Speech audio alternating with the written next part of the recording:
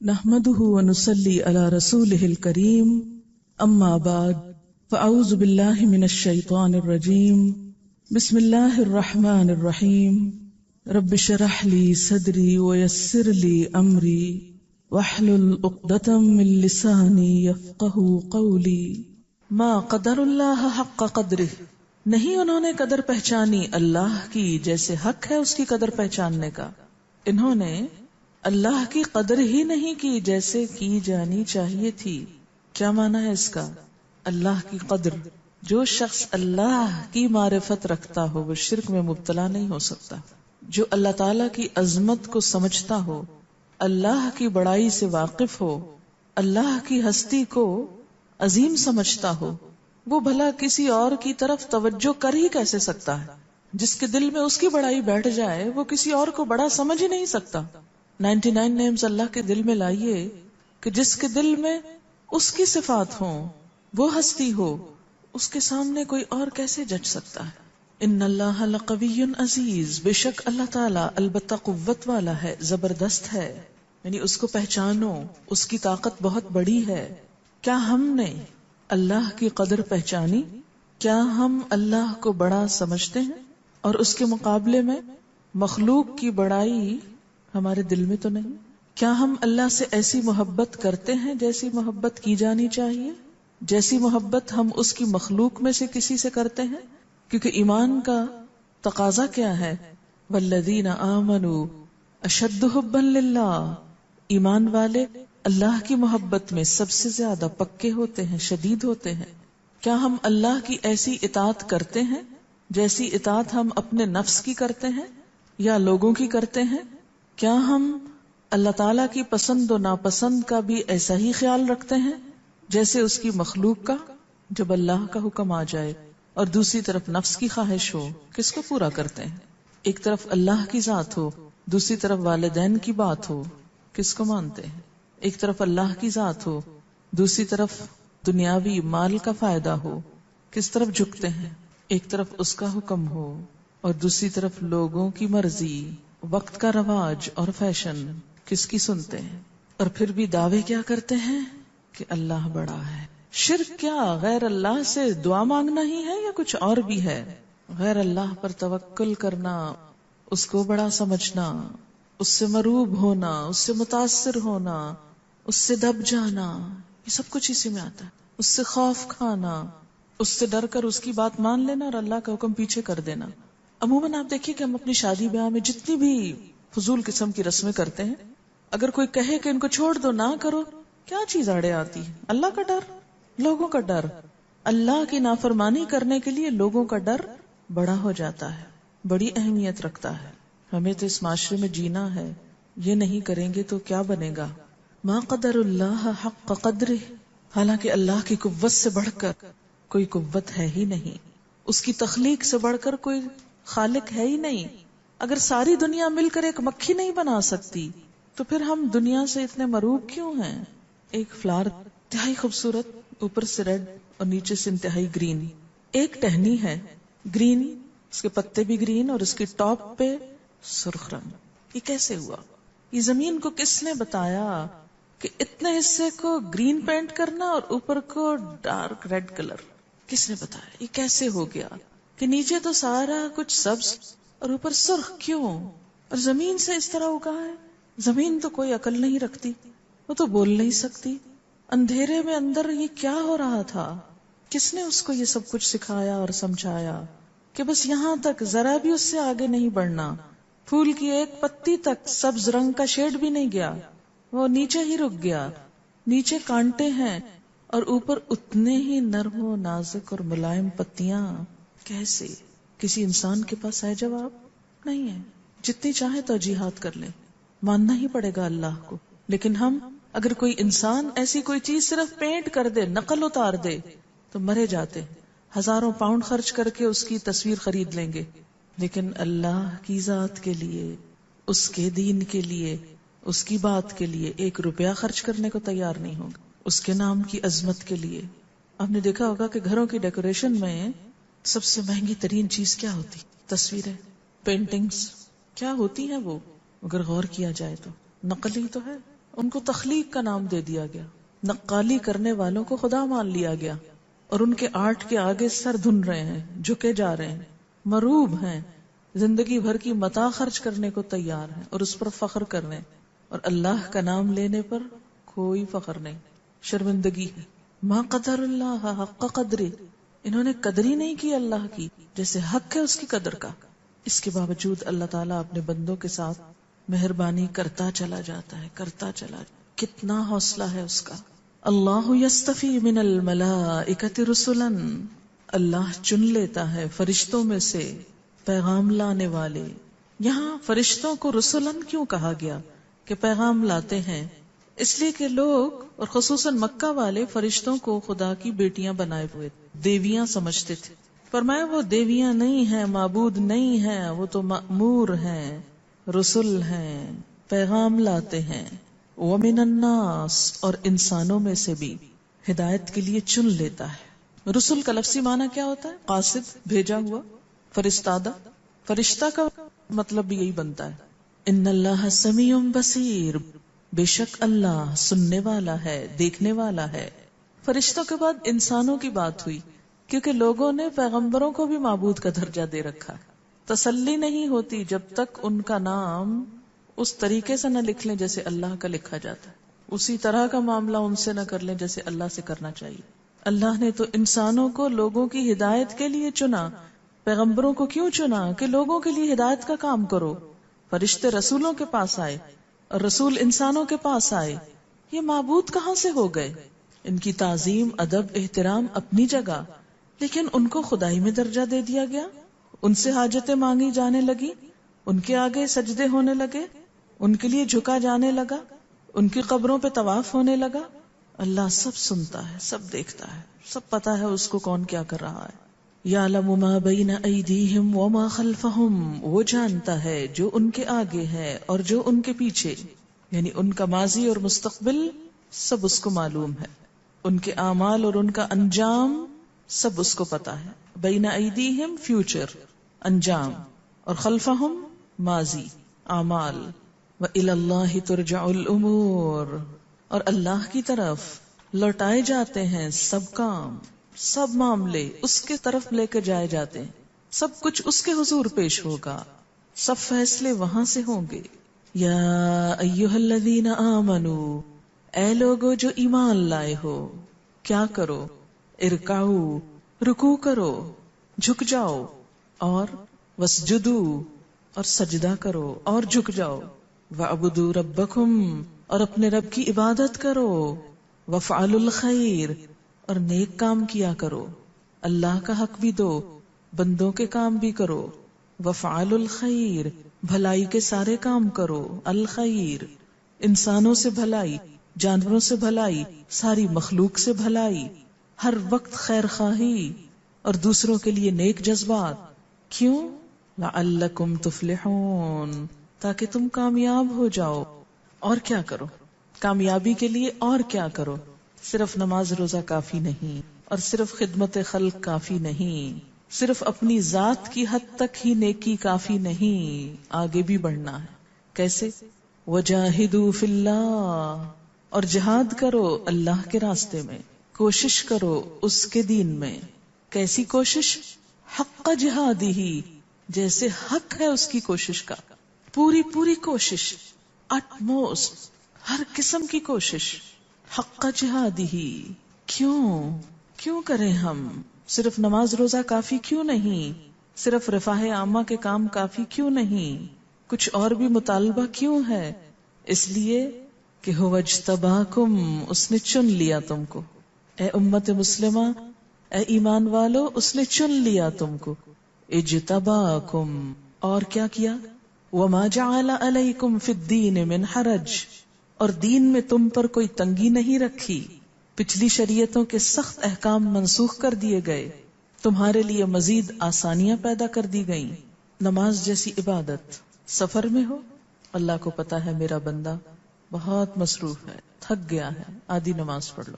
جیسے کوئی ماں اپنے بچے کو جب وہ بہت تھک جائے تو بہت سی رعایتیں دے دیتی، اچھا کوئی بات نہیں، ابھی نہیں، پھر کر لینا، بعد میں ہو جائے گا. بیمار ہو کھڑے نہیں ہو سکتے، اچھا بیٹھ جاؤ.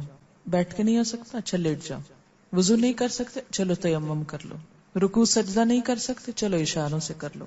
بر وقت نماز نہیں، چلو دو دو اکٹھی کر لو. سہولت سہولت. روزہ فرض عبادت. بیمار ہو گئے ہو، چلو بعد میں رکھ لینا. سفر پر ہو، بعد میں رکھ لینا. فرض میں چھٹی.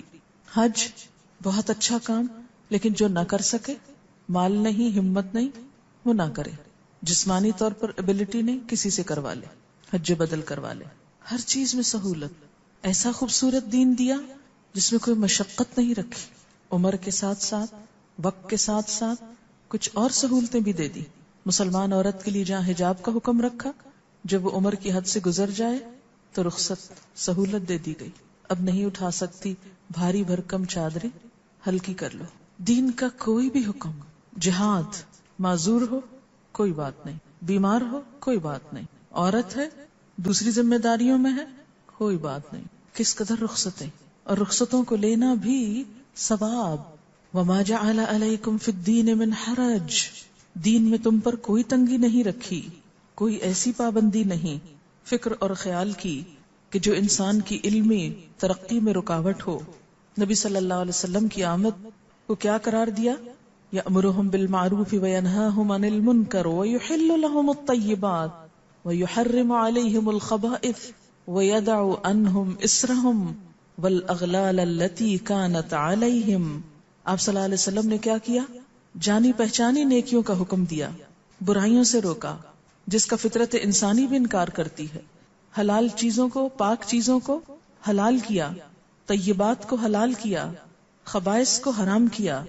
یہ نہیں کہا کہ تم پاکیزہ صاف ستھری چیزیں نہ کھاؤ. جن چیزوں کو حرام کیا، اگر امتحان لیا بھی، روکا بھی، تو ان سے روکا جس میں انسان کے لیے نقصان تھا، اور ان سے بھاری بوجھ اتارے جو ان پہ لدے ہوئے تھے، اور وہ زنجیریں کھول دی جن میں وہ جکڑے ہوئے تھے. کون سی؟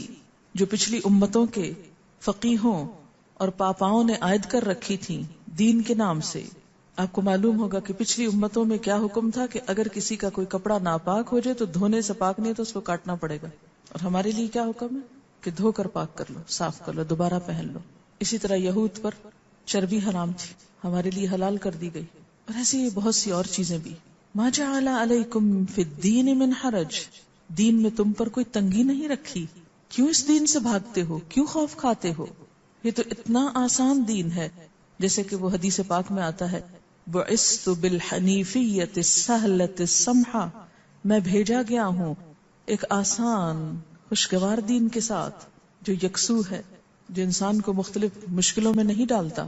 ملت ابیکم ابراہیم. تمہارے باپ ابراہیم علیہ السلام کا طریقہ ہے، ان کا دین ہے. اور خاص طور پر عرب والوں کو مانوس کیا گیا، اے عرب والو، یہ تو تمہارے اپنے باپ کا طریقہ ہے جس نے آ کر یہ بستی بسائی تھی.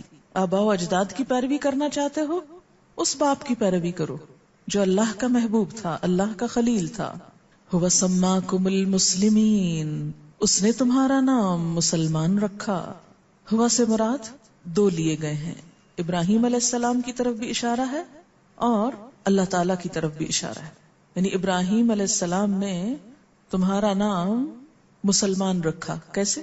انہوں نے دعا مانگی تھی نا، ربنا وجعلنا مسلمین لک ومن ذریتنا امتا مسلمتا لک. سورۃ البقرہ 120. اللہ ہم دونوں کو بھی فرما بردار بنا دے. یہ لفظ اسلام خاص طور پر حضرت ابراہیم علیہ السلام سے وابستہ ہے. پہلے ہی پارے میں آیا ہے کہ اذ قال له ربه اسلم قال اسلمت لرب العالمین. تو اسی کی طرف اشارہ ہے. هو سماکم المسلمین. اس نے تو تم کو مسلمان کہا تھا، تمہارا نام مسلمان رکھا تھا. اور دوسرا ترجمہ کیا کیا گیا؟ ہوا سے مراد اللہ تعالی ہے. هو سماکم المسلمین. اس اللہ نے تمہارا نام مسلمان رکھا. من قبل، اس سے پہلے بھی، یعنی پچھلی شریعتوں میں بھی. وفی ھذا، اور اس شریعت میں بھی. کون سی شریعت؟ شریعت محمدی میں بھی. کیا نام رکھا تمہارا؟ مسلمان، مسلم. کیوں مسلم کیوں رکھا؟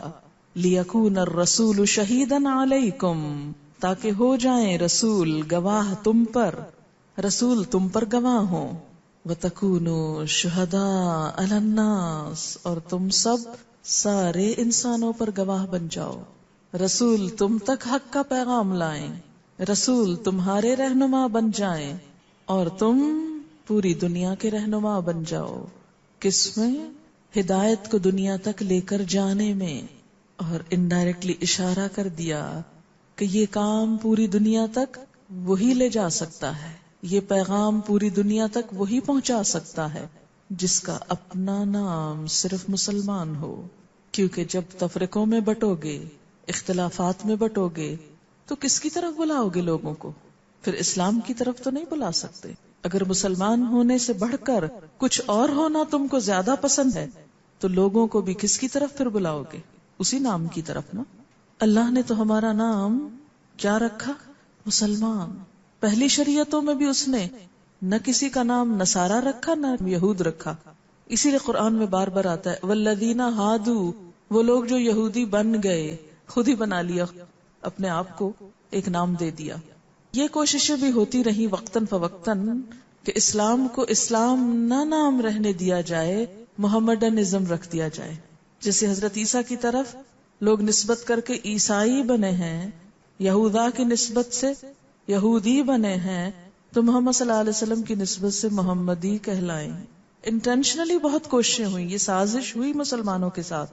اسی لیے اب بھی آپ دیکھیں گے کہ بعض اوقات اسلامک لا کی بجائے لفظ آتا ہے محمڈن لا، نہیں، اسلامک لا، اسلام، محمڈنزم نہیں، اس لیے کہ یہ ایک یونیورسل ریلیجن ہے، تمام کائنات کا، تمام انسانوں کا، مخلوق میں سے ہر چیز مسلمان ہے، اور تمام انسان جو اللہ کے تابع دار ہیں وہ مسلمان ہیں۔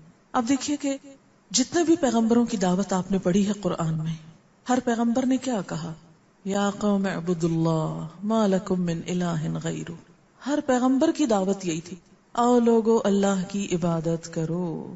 اگرچہ ان کی شریعتیں مختلف تھیں لیکن کسی نے بھی اس کو ایمفیسائز نہیں کیا اس طریقے پر کرو یا اس طریقے پر کرو، اور نہیں قرآن میں کہیں اس کا ذکر آیا کہ ابراہیم کی نماز کا طریقہ یہ تھا اور اسماعیل کا پھر یہ ہوا اور کسی اور کا یہ ہوا۔ کہیں ایک دفعہ بھی ایسا کوئی ذکر پڑا آپ نے؟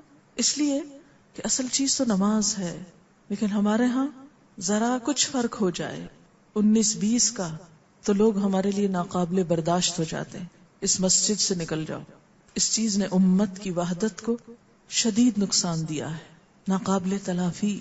هو سماکم المسلمین من قبل وفی ھذا لیکون الرسول شہیدا علیکم وتکونوا شہداء علی الناس فاقیموا الصلاۃ، نماز قائم کرو، وآتوا الزکاۃ، زکوٰۃ دو، جسمانی عبادت، مالی عبادت، واعتصموا باللہ، اور اللہ کو مضبوط پکڑ لو۔ اصل دین کیا ہے؟ اللہ کو تھام لو، اس سے جڑ جاؤ، اس کی طرف راغب ہو جاؤ۔ کیوں؟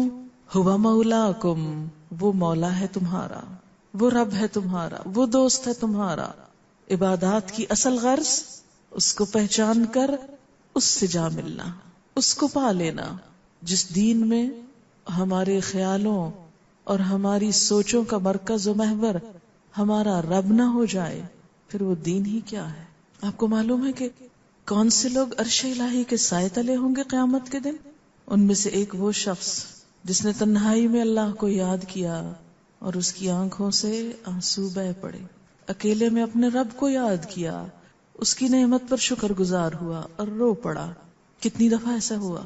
اللہ تعالیٰ نے حضرت ابراہیم علیہ السلام کو اپنا خلیل بنایا۔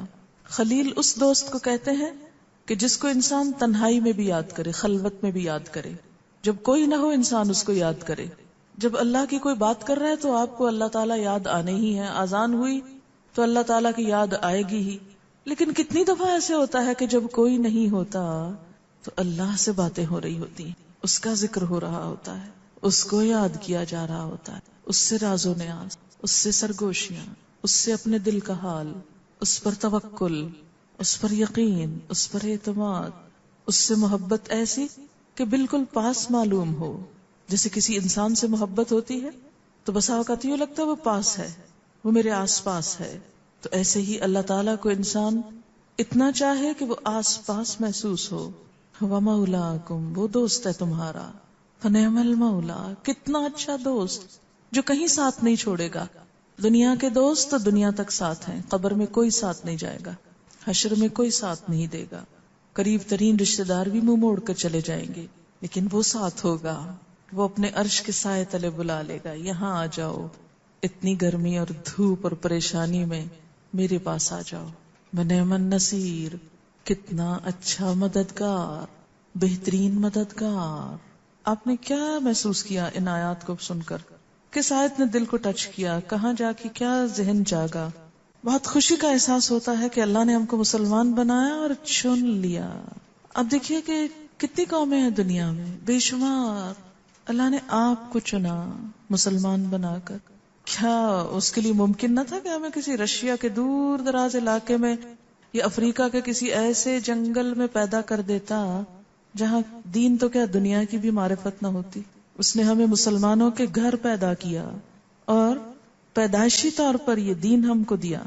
میں نے اپنی ریورٹ سے پوچھا کہ آپ کیسے مسلمان ہوئی، تو انہوں نے بتایا کہ میں یونیورسٹی کی پروفیسر تھی اور میرے پاس سب کچھ تھا، میرا گھر، میری لائبریری، میری یونیورسٹی، میرا سب جو دنیا میں کوئی توقع کر سکتا ہے، ایک اچھی زندگی کی، اچھی ڈگری، اچھی جاب، اچھا سب کچھ.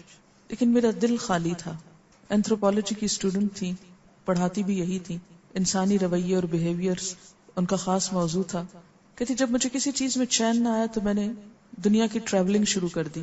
کہتی اسلام کے سوا بہت سے مذاہب کو دیکھا، پرکھا، پھر ٹریولنگ شروع کی. آخر کار بدھ مت پہ آ کے ٹک گئی. تبت کے علاقوں میں کہتی کہ تنہا میں نے وہ چوٹیاں پار کی، لمبے لمبے سفر کیے، بالکل سوکھ کے کانٹا ہو گئی، بون اور سکن رہی جیسے، اور یوں لگتا تھا کہ ابھی بھی کچھ پایا نہیں. پھر اس کے بعد چونکہ بہت بیمار پڑ گئی تو ان کو ریکمینڈ یہ کیا گیا کہ آپ کسی ٹراپیکل ایریا میں جائیں اور وہاں پر سن ریز لیں تاکہ آپ کی صحت بحال ہو. تو اس پر انڈونیشیا پہنچی. انڈونیشیا میں وہ کہتی کہ ایک دور دراز کا علاقہ تھا، گاؤں تھا، چھوٹی سی بستی تھی، بالکل ان پڑھ لوگ تھے، لیکن ان کے اخلاق کو دیکھ کر مجھے اسلام سے محبت ہوئی. کہ سارا دن کھیتوں میں کام کرتے، مختصر سا لباس، کیونکہ اتنا پیسہ ہی نہیں کہ لباس بنا سکے، مختصر سا کھانا، لیکن سب مل بیٹھ کے کھاتے تھے. کوئی لڑائی جھگڑا نہیں، کوئی شاؤٹ نہیں کرتا، بڑوں کی عزت ہے، بچوں سے پیار ہے. مسجد میں اذان ہوتی، سب مرد نماز پڑھنے کو چلے جاتے. کہتے اس چیز نے مجھے ہلا کے رکھ دیا اور پھر اسلام کے بارے میں جانا اور مسلمان ہوئی. تو بات یہ ہے کہ ہمیں تو نہ تبت کی چوٹیاں سر کرنی پڑی اور نہ مختلف مذاہب کا مطالعہ کرنا پڑا اور نہ کوئی صحت کا کہیں نقصان ایسا ہوا کہ حق کی تلاش میں، اور نہ اپنا ملک چھوڑا، نہ گھر بار چھوڑا، اور نہ کوئی صحت کا کہیں نقصان ایسا ہوا کہ حق کی تلاش میں، اور نہ اپنا ملک چھوڑا، نہ گھر بار چھوڑا. گھر بیٹھے ہر نعمت مل گئی. هو اجتباکم، چن لیا تم کو، پھر کر کیا رہے ہو؟ ہم نے تو تمہیں اس لیے بنایا تھا لتکونوا شہداء علی الناس، تاکہ تم دنیا کے سامنے حق لے کے جاؤ. تم تو خود بھی بیگانے ہو گئے اس سے، تم تو خود بھی بھول گئے کہ تم کس لیے پیدا کیے گئے تھے. تمہیں کیوں چنا اللہ نے؟ تم کو ماں کی گود سے یہ سب کچھ کیوں دے دیا مفت میں، بغیر کسی کوشش کے؟ وہ کسی اور کو دے دیتا اور تمہیں ان کی جگہ پیدا کرتا، تم اس کا کیا بگاڑ سکتے تھے؟ چن تو لیا، لیکن باقی کیا ہے؟ جاہدو، جاہدو. سب ایمان والوں کو خطاب ہے، مرد عورتیں سب شامل ہیں اس میں. کوشش کرو اب اس راستے میں. یہ محنت کا راستہ ہے، یہ مشقت کا راستہ ہے. بلندیوں پہ پہنچنے کے لیے جہاد چاہیے. جاہدو فی اللہ، کیسا؟ حق کا جہاد. انتھک، اس کام میں کامیابی کس سے ہوگی؟ واعتصموا باللہ، اللہ کو مضبوط تھامنے سے، اس کا سہارا لینے سے. جس بات سے ابتدا ہوئی ہے وہی انتہا ہوئی ہے. پہلے سب سہارے کاٹے گئے، سب رسیاں کاٹ دی گئیں. کسی پہ سہارا نہ لو، جس پر بھی لوگے اس کا حال کیا ہے کہ مکھی کی طرح. اتنے کمزور ہیں وہ سارے سہارے اللہ کے سوا. اور پھر آخر میں پھر کیا کہا؟ ہوا مولاکم، وہ ہے سہارا تمہارا. تو دین کا کام کرنے کے لیے سب سے پہلا کام اللہ کی پہچان، خود بھی کرنا اور دوسروں کو بھی کروانا. جب تک مطلوب اور مقصود سامنے نہیں تو کچھ بھی نہیں. اور یہی لا الہ الا اللہ ہے، پورا بھروسہ اور سہارا اور توکل. اگر سارے معبود مل کر ایک مکھی نہیں بنا سکتے اور مکھی کچھ لے جائے تو چھڑا نہیں سکتے، وہ ہمارے مددگار ہو کیسے سکتے ہیں؟ ان سے مدد کی توقع کیا ہے؟ جب اللہ کے دین کا کام کرنا ہو تو اس کی بنیاد توحید اور خالص توحید پر ہونی چاہیے، اور صرف اس معنی میں نہیں کہ پتھر کے بتوں کو انسان نگیٹ کرے، انسانی بتوں اور انسانی سہاروں اور مادی سہاروں کو بھی خدا کے برابر کا درجہ نہ دے. وہ تو اللہ کی پیدا کردہ چیزیں ہیں، اصل چیز تو وہ خود ہے، وہ ذات. کیونکہ اس راہ میں اگر لوگوں کا ڈر ہے، لالچ ہے، ذاتی مفادات ہیں، نفسانی خواہشات ہیں، پھر یہ کام نہیں ہونے کا.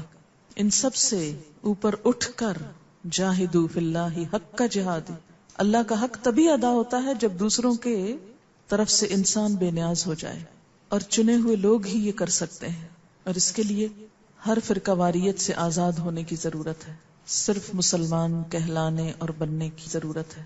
آخری گئے گزرے دور میں بھی دشمن ڈرتا تھا مسلمانوں سے کہ ان پہ حملہ کیسے کیا جائے، لیکن مسلمانوں ہی میں سے ایک گروہ نے دوسرے کے خلاف ان کی مدد طلب کی، اور جب وہ داخل ہوئے تو انہوں نے پھر یہ نہیں دیکھا کہ کون کس کے خلاف ہے، سب پس گئے.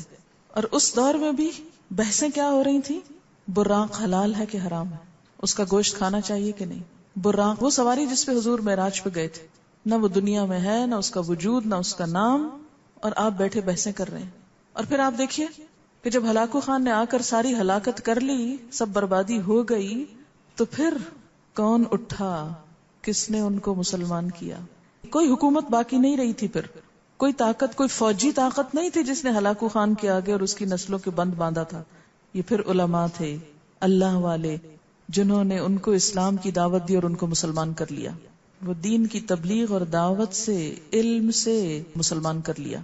تو خالص نیت سے اسلام کی تبلیغ اتنی بڑی طاقت ہے کہ جس کے سامنے کوئی چیز نہیں رک سکتی، جو ہلاکو خان جیسے لوگوں کا دل بھی موم کر لیتی، کیونکہ یہ خیر خواہی کے ساتھ ہوتی ہے. وہ ہلاکو خان کو بھی اپنا دشمن نہیں سمجھتے، اس کے ساتھ بھی بھلا کرتے ہیں، اور ہم تو اپنوں ہی کے گلے کاٹ رہے ہیں. جب ہم خود مسلمان ہوتے ہوئے اپنی کتاب سن کے بگڑتے ہیں اور اسے اپنی زندگی کا حصہ نہیں بنانا چاہتے، کسی اور سے کیا شکوہ اور کیا گلہ. اچھا، یہاں ایک اہم ترین آیت جو ہے وَجَاهِدُوا فِي اللَّهِ حَقَّ جِهَادِهِ، اس پہ تھوڑی سی بات اور کرنا چاہوں گی اور دو مثالیں دوں گی آپ کو کہ ہم اپنے دین کے اندر کیا جہاد کر رہے ہیں، ہم کیا کر رہے ہیں. مثلا علم کے میدان میں ایک کتاب ہے، احادیث کی کتابوں کا انڈیکس ہے، اس کا نام ہے مفتاح کنوز السنہ. یہ ایک ڈچ اورینٹلسٹ کی کتاب ہے جس کا نام ہے A.J. وینسنک. اس نے پہلے انگریزی میں لکھی، پھر عربی میں ترجمہ کیا، اور ایک ایجپشن فؤاد عبد الباقی نے اس کو عربی میں نشر کیا. یہ انڈیکس 14 کتابوں کا ہے، 14 بکس کا انڈیکس ہے. انڈیکس سمجھتے ہیں آپ؟ فہرست. کون سی کتابیں ہیں؟ صحاح ستہ ہے، اور اس کے علاوہ یعنی 6 یہ صحیح حدیث کی کتابیں، اور اس کے علاوہ باقی کل 14 کتابیں، یعنی 8 اور بھی. ان کتابوں میں کوئی حدیث کہاں آئی ہے اگر آپ کو معلوم کرنی ہے تو یہ مفتاح کنوز السنہ لے لیجئے، وہ آپ کو انڈیکس بتا دے گی. مثلا اگر ایک حدیث بخاری میں 5 دفعہ آئی ہے تو یہ انڈیکس آپ کو بتائے گا کہ بخاری یعنی خے مثلا اس کا نشان دے گا، اور ان 5 جگہوں کے صفحہ نمبر دیے ہوئے ہوں گے. اسی طرح مختلف اسلامی شخصیات کے بارے میں بھی اس میں موجود ہے. مثلا حضرت عمر کے بارے میں اشاریہ جو ہے 357 سے لے کر 361 پیج تک ہے، یعنی صرف 4 صفحوں پر انڈیکس ہے کہ حضرت عمر کے بارے میں ان 14 کتابوں میں کہاں کہاں ذکر ہوا ہے. ریسرچ کرنے والوں کو یہ کتاب بہت فائدہ دیتی. لیکن یہ کتاب کتنے سال میں لکھی گئی؟ یہ انڈیکس کتنے سال میں بنا؟ 10 سال میں. نان مسلم آپ کی حدیث کی کتابوں کا انڈیکس بنا رہا ہے تاکہ وہ آپ کے دین کو پرکھ سکے، اس میں ریسرچ کر سکے، اور 10 سال زندگی کے دے رہا ہے ایک کتاب بنانے میں کہ دوسروں کا کام آسان کروں. کیونکہ اس سے پہلے مشکل یہ ہوتی تھی نا کہ جیسے حدیث کو ڈھونڈنی ہے، کہاں سے ڈھونڈے، کس کس کتاب میں، کس کس روایت میں. اب تو کمپیوٹر پہ سب کچھ آ چکا، بہت آسان ہو گیا. مجھے بتائیے مسلمانوں میں سے ایک مسلمان جس نے 10 سال لگائے ہوں کوئی ایسا کام کرنا. ہمارا تو حال یہ دل میں تنگی محسوس کرتے ہیں نا، ما جعل علیکم فی الدین من حرج، لیکن ہم چھوٹے سے جاہدوا فی اللہ حق جہادہ میں ایک دم گھٹنے لگتے ہیں. آئے ان کو کس انعام کی توقع ہے آخرت میں؟ تو اگر میرا نہیں بنتا نہ بن، اپنا تو بن. ہم تو اپنے بھی نہیں بنے، اور یہ لوگ ہماری کتابوں میں ریسرچ کے لیے ایسے کام کریں. ایک اور کتاب المعجم المفہرس لالفاظ الحدیث، یہ 9 کتابوں کا انڈیکس ہے. 7 جلدوں پر مشتمل، 7 والیومز. اس کی تیاری میں 33 ایئرز لگے، 33 سال 9 کتابوں کا انڈیکس بنانے میں. اور کتنے لوگوں نے تعاون کیا؟ برطانیہ، ڈنمارک، سویڈن، ہالینڈ وغیرہ کی 10 سے زیادہ علمی تنظیموں نے مالی تعاون کیا، اپنا پیسہ لگایا. کیوں؟ جاننے کی تڑپ ہے، اسلام میں ریسرچ کرنا چاہتے ہیں. آج کوئی ایک پروجیکٹ بتائیے جس میں 10 مسلمان اسلامی تنظیمیں تعاون کر رہی ہوں ایک کام کے کرنے میں، کوئی ایک پروجیکٹ، اور اس میں 33 ایئرز لگائیں. کچھ نہیں، کہیں نہیں ملے گا. ہم کام کرنے کو تیار ہی نہیں، ہم کمٹمنٹ کرنے کو تیار ہی نہیں. ہم چاہتے ہیں صرف امیدوں، آرزوؤں اور تمناؤں سے سارے کام ہوتے جائیں، خود ہی ہوتے جائیں. اور ہم جیسوں نے جا کے لائبریری سے یہ کتابیں اٹھائیں. لوگ اکثر مجھ سے پوچھتے ہیں آپ وہاں کیوں پی ایچ ڈی کرنے گئی تھی، وہاں کیا ملتا ہے؟ وہ حدیث جانتے ہیں، کسی مسلمان ملک میں کرتی. بہت اچھا مشورہ ہے، کوئی شک نہیں اس میں، لیکن یہ کیسے جانا جائے گا کہ یہ کیا کرتے ہیں، کیسے کام کرتے ہیں اور ہمیں کیسے کرنا ہے. ایمان نہیں لیکن کام کیے ہیں. اللہ کو جب اپنے دین کا کام لینا ہوتا ہے نا کسی سے، اور کوئی ایمان والا متقی پرہیزگار دیندار نہیں کرنے کو تیار، سب سوئے پڑے ہیں، سوئے رہو، میں کسی اور سے اپنا کام لے لوں گا، کوئی اور کرے گا، چنا تو تم کو تھا، تم نہیں کرتے ہو، کسی اور سے لے لوں گا. بالکل ایسے ہی نا جیسے اگر کوئی خاتون گھر میں کھانا نہیں بناتی تو اس کا شوہر کہے ٹھیک ہے نہیں بناؤ، میں باہر سے کھا لوں گا، اور وہ کہے شکر ہے جان چھوٹی. عقل مند عورت کہہ سکتی ہے باہر سے کھانے کا مطلب کیا ہے؟ پھر اللہ نے ہم کو چن لیا لیکن ہم نے جہاد کا حق ادا نہیں کیا، کچھ بھی نہیں کیا. بے شمار کام ہے. یہ صرف 2 مثالیں میں نے دی ہیں آپ کو. مجھے خود ان باتوں سے بالکل بے خبری تھی. جب میں پہلی دفعہ گئی وہاں اور لائبریریز دیکھی اور لوگوں کو کام کرتے دیکھا تو پہلے تو مجھے سمجھ ہی نہ آیا کہ یہ کیا مخلوق ہے جو سارا دن لائبریری میں ہوتی ہے اور رات 9-10 بجے تک. کیمبرج یونیورسٹی میں گئی تو وہاں پر بعض لائبریریز پوری رات کھلی رہتی، پوری رات کرو کام بیٹھ کے. یہ مسلمانوں کی شان تھی دور عروج میں. مسلمانوں کے بارے میں کیا تھا؟ ان کی 2 چیزیں کبھی بند نہیں ہوتی، نہ مسجد نہ لائبریری، نہ عبادت کی جگہ نہ علم کی جگہ. وہ اس پہ تالا نہیں ہے، جب جس کا دل چاہے جائے. ہمارا حال کیا ہے؟ مسجدوں کو بھی تالے لگ گئے، لائبریریوں کو بھی تالے لگ گئے. ریسرچ کے دوران کئی ملکوں میں میرا جانا ہوا. اس دوران پاکستان کا بھی میں نے وزٹ کیا دوبارہ. کچھ چیزیں مجھے یہاں سے چاہیے تھی. اب یقین کریں کہ میں اسلام آباد میں، میری بچی چھوٹی تھی، میں اس کو اپنی مدر کے پاس چھوڑ کر صرف ریسرچ کے لیے اسلام آباد آ گئی کہ میں کچھ کام کروں. اسلام آباد میں واحد لائبریری جو اسلامک ریسرچ انسٹیٹیوٹ کی لائبریری تھی 2:30 بجے بند ہو جاتی تھی. صبح پہنچتی اور جس وقت 5-6 گھنٹے چیزیں اکٹھی کر کے پڑھنے کا موڈ بنتا، جی ٹائم ختم ہو گیا، بی اٹھ جائیں، ٹائم ختم ہو گیا، ٹھک ٹک ٹک، اٹھے پتا اس قدر تکلیف ہوتی. کس وقت کام کریں؟ کیونکہ آپ کو پتا ہے کہ گہرائی میں جانے کے لیے ایک دم انسان پلنج نہیں کرتا، آہستہ آہستہ آہستہ آہستہ ڈوبتا ہے. ڈوب کے کچھ ڈھونڈنے کا وقت آتا ہے تو اٹھ جاؤ، چھٹی ہو گئی، سب خوش ہیں، چھٹی ہو گئی، گھر چلو. اور پہلے میں بھی انہی لوگوں میں شامل تھی کہ چھٹی کے وقت انہیں خوشی ہوتی تھی، لیکن پھر دکھ ہونے لگا کہ یہ کہاں جائیں. اور پھر میں شکر کرتی تھی کہ شکر اللہ میں یہاں سے پی ایچ ڈی نہیں کر رہی، میں وہاں سے کر رہی ہوں کہ جہاں مجھے یہ خوف نہیں کہ ابھی اٹھا دیں گے. معلوم نہیں یہ حالت کیسے بدلے گی. امام بخاری کے بارے میں آپ نے پڑھا ہوگا یا پڑھیں گے کہ رات کو بار بار اٹھ کر لیمپ جلا کے حدیث پڑھتے پھر لیٹ جاتے، کئی بار، کیونکہ دن رات ذہن میں ایک ہی چیز گھوم رہی ہے نا. چاندنی راتوں میں بیٹھ کر تاریخ کبیر کا مسودہ لکھا تھا انہوں نے کہ راتوں کو لیمپ نہیں، چاند کی روشنی میں. کتنے دن ہوتی ہے چاند کی روشنی؟ چند دن ہوتی ہے نا. جلدی ساری رات بیٹھ کے کی روشنی ہے کام کر لیا. ہمیں سب نعمتیں میسر ہیں لیکن ہمارا موڈ ہی نہیں بنتا کسی وقت. کیسے اسلام کی ترقی ہوتا کیا؟ جب ایمان لاتا ہے انسان تو کیا کیا چیز خطرے میں پڑتی ہے. عزت خطرے میں پڑتی ہے، مال خطرے میں پڑتا ہے، کچھ مفادات خطرے میں پڑتے ہیں، اولاد خطرے میں ہو سکتی ہے. مثلا کیونکہ رت ام سلمہ سے ان کے بچہ چھین لیا گیا تھا، اکیلے جانا پڑا تھا، شوہر چھن گیا، بچہ سسرال نے لے لیا اور خود بالکل اکیلی رہ گئی. اور ان کو کوئی پتہ نہیں تھا کہ سال بعد یہ مشکل آسان ہو جائے گا. ان کے لیے تو ایک انڈیفینٹ پیریڈ تھا. جب بھی کوئی مشکل آتی ہے نا، اندھیرا آتا تو یوں لگتا ہے انڈیفینٹ پیریڈ کے لیے آیا، اب یہ جانے کا نہیں، لیکن ہر چیز چلی جاتی ہے. تو آپ دیکھیے کہ جو چیز خطرے کی زد میں ہے اس کو اللہ کے حوالے کر دیجئے، اللہ کے سپرد کر دیں. وہ خود ہی اس کی نگرانی کرے گا، خود ہی کیئر کرے گا، خود ہی دفاع کرے گا. کوئی آپ پہ باتیں بنا رہا ہے، اللہ کے حوالے کر، اللہ تعالیٰ آپ خود ہی انتظام کر دے اس کے جواب کا.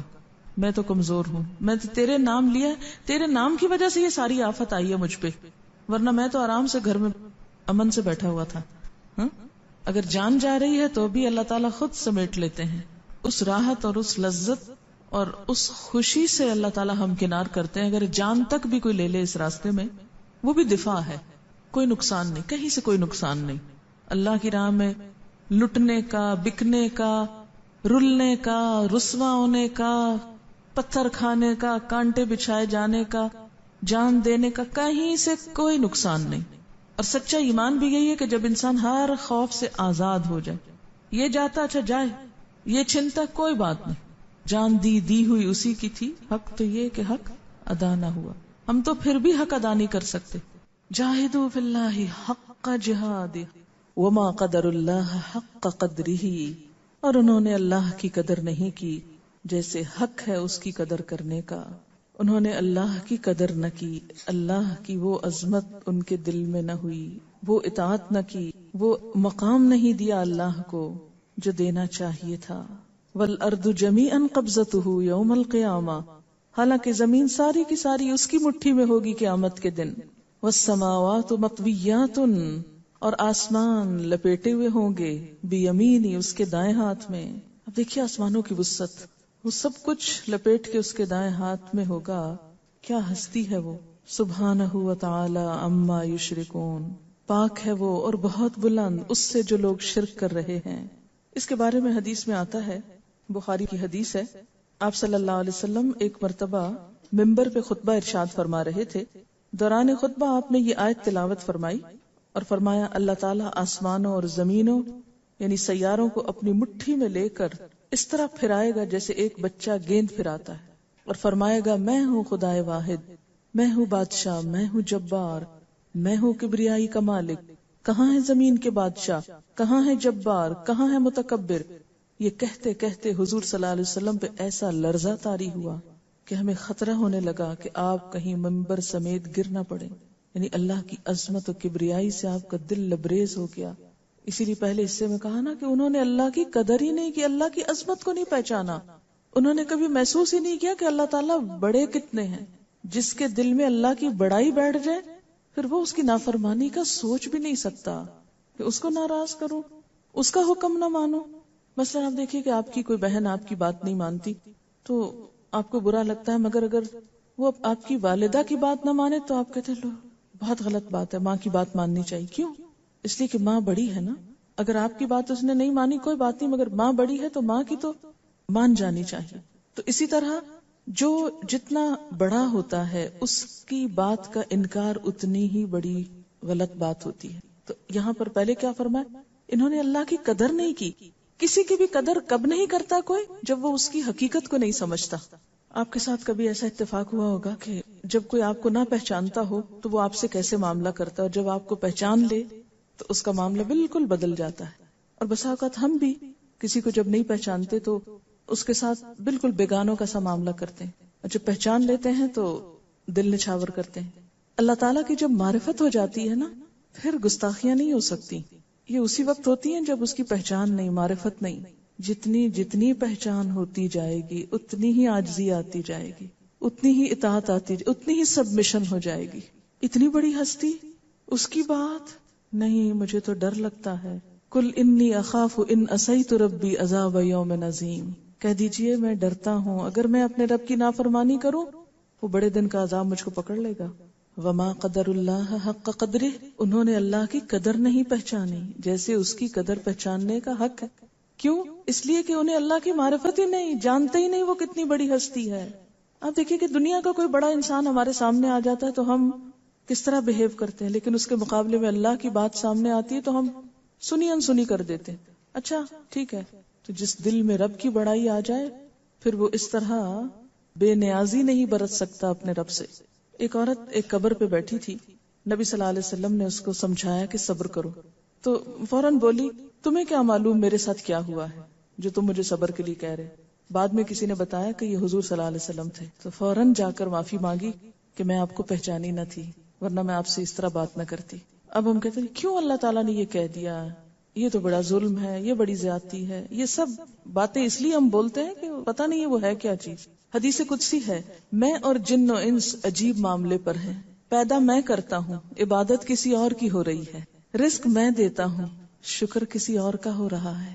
میں اپنے بندے پر احسان کر کے محبت کا اظہار کرتا ہوں، مگر میرا بندہ نافرمانی کر کے مجھے کو ناراض کرتا. سب کچھ دے میں رہا ہوں، توجہ کسی اور کی طرف، شکر کسی اور کا ہو رہا ہے. فرمایا پہچانتے نہیں ہو اس کو؟ ایک چھوٹی سی پہچان دیکھو، والارض جمیعا قبضتہ، یہ اتنی بڑی زمین جو ہے نا وہ اس کی مٹھی میں ہوگی. اور نہ صرف یہ کہ زمین بلکہ والسماوات، سارے آسمان، سب کچھ.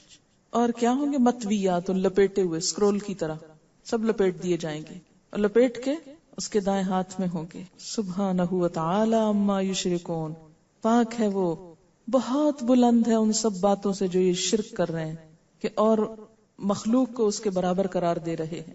وآخر دعوانا ان الحمد للہ رب العالمین. سبحانک اللہم وبحمدک، نشہد ان لا الہ الا انت، نستغفرک ونتوب الیک. والسلام علیکم ورحمۃ اللہ وبرکاتہ.